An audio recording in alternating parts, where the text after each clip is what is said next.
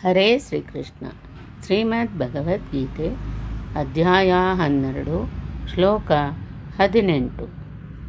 ಸಮಃ ಶತ್ರೌ ಚ ಮಿತ್ರೇ ಚ ತಥಾ ಮಾನಾಪಮಾನಯೋಃ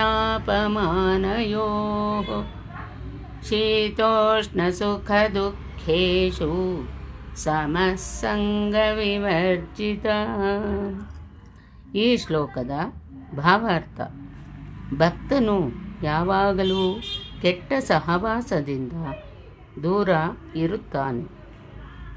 ಒಮ್ಮೊಮ್ಮೆ ಜನ ಹೊಗಳುತ್ತಾರೆ, ಒಮ್ಮೊಮ್ಮೆ ತೆಗಳುತ್ತಾರೆ. ಮನುಷ್ಯ ಸಹಜದ ಸ್ವಭಾವವೇ ಹಾಗೆ. ಆದರೆ ಭಕ್ತನು ಯಾವಾಗಲೂ ಕೃತಕವಾದ ಕೀರ್ತಿ ಅಪಕೀರ್ತಿ ಸುಖ ದುಃಖಗಳನ್ನು ಮೀರಿರುತ್ತಾನೆ. ಅವನಿಗೆ ಬಹು ತಾಳ್ಮೆ.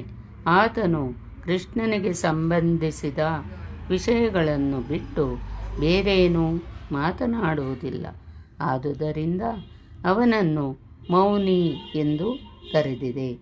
ಮೌನಿ ಎಂದರೆ ಮನುಷ್ಯ ಮಾತನಾಡಲೇಬಾರದು ಎಂದು ಅರ್ಥವಲ್ಲ. ಮೌನಿ ಎಂದರೆ ಮನುಷ್ಯ ಅಸಂಬದ್ಧವಾಗಿ ಮಾತನಾಡಬಾರದು ಎಂದು ಅರ್ಥ. ಮುಖ್ಯವಾದ ಸಂಗತಿಗಳನ್ನು ಕುರಿತು ಮಾತ್ರ ಮಾತನಾಡಬೇಕು.